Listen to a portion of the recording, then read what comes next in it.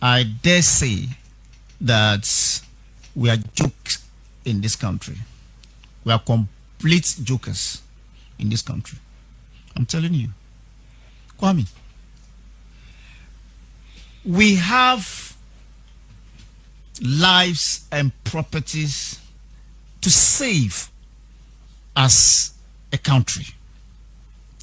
The only person in this country who does not contribute anything to the growth of this economy called Ghana in this country is the madman.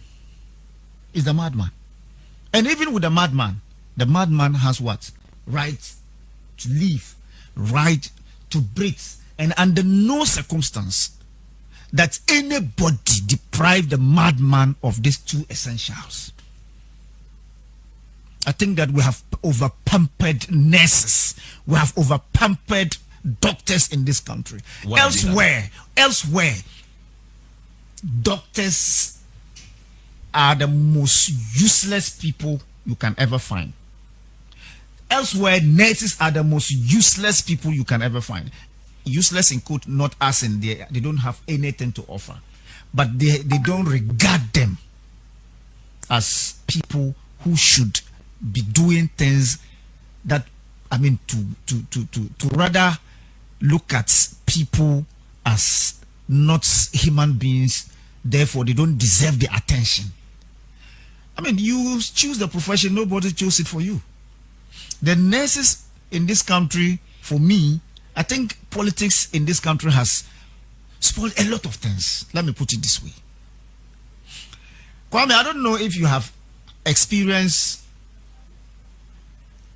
an altercation between you or a family member in any of the hospitals in Ghana. I have. You have? And what was the experience? Can you share? It was crazy. That's all I would say. So is it nice? And I said this, that they chose the profession by themselves. Nobody choose that. If it's a family, if it is a parent, if it's nobody forced them. You know the rules and the ethics of that profession before you join. Because you are taught how to give essential service. You are taught how to handle emergencies. You are taught as a doctor how to prioritize certain sickness. Class 91.3 FM. You are prioritized. Kwame, me sitting here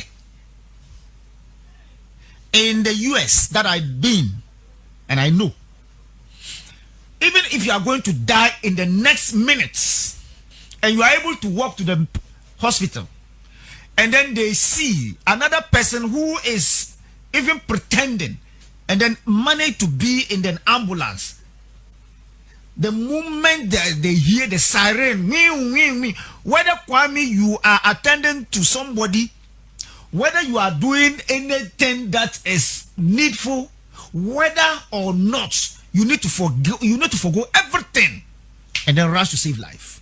That's the presumption. But here is not the case.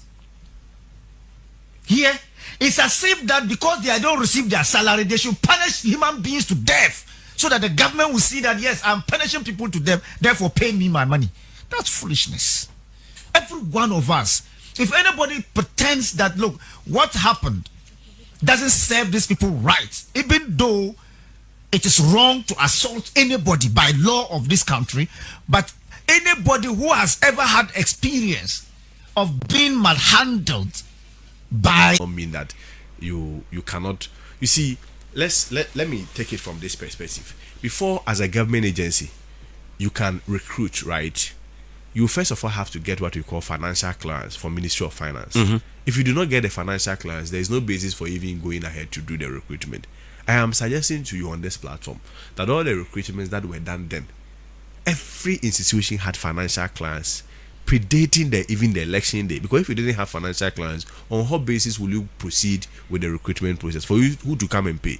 If it had been the case that the directive that came from the Chief of Staff office was that, all the recruitments or all the employment that were awarded all of them that did not have financial clients, at the end of the day, you are going to revoke those appointments. I would have sided with them because it wouldn't make any reasonable sense to give Class 91.3 FM employment letters to people that the state does not have the capacity in terms of the financial capacity to pay.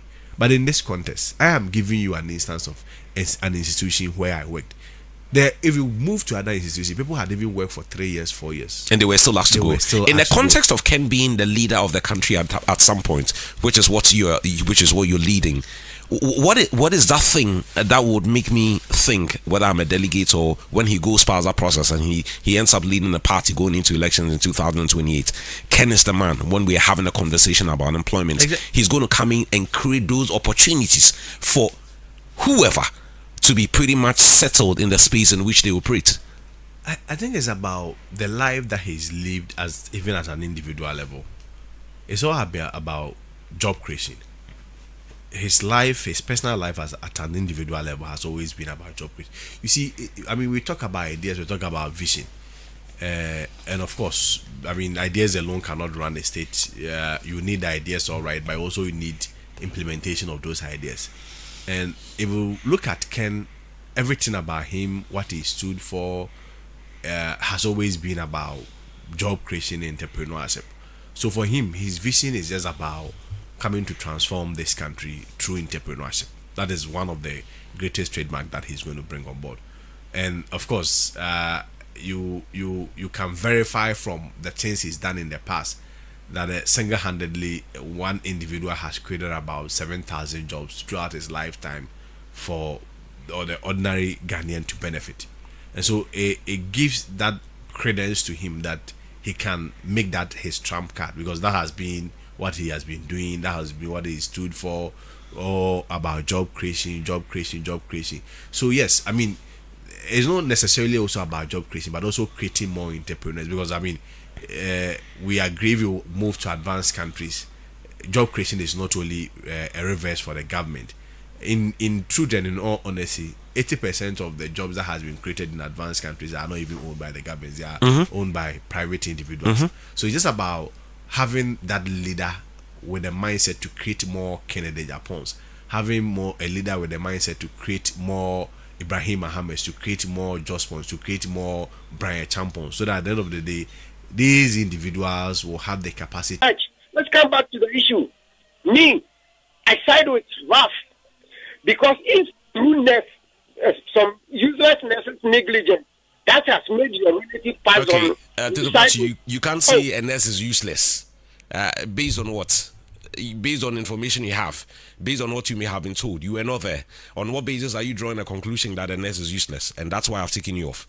0302208080. 0302208080. Hello, good morning. Uni amachi. What's your monka? Menti omonko.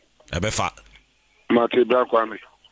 Alaji Said Ahmed ekoso etio ma menfanchi akasi enfema no mo se me mo au show adia ni ji ho papa Dana se cha ma di election ye be ko na so di mu le mo futu kakra ho ayo se de manana bi ye se asem di fia ye nko fasem enfema Brakwame Dr. Pabobo ebo anyumbi o se oni pen ho asem o se asem pen nipa the nipa and the pen ho asem etina na bi ye besre no onka na no ntom na police force on be ban ama akọ election ye beto peaceful up oni biara esi etimo onkofa asem enfema le mo so person onkofa asem ba dia asem ne be fall for ono ankasa obi to aso me da say 0302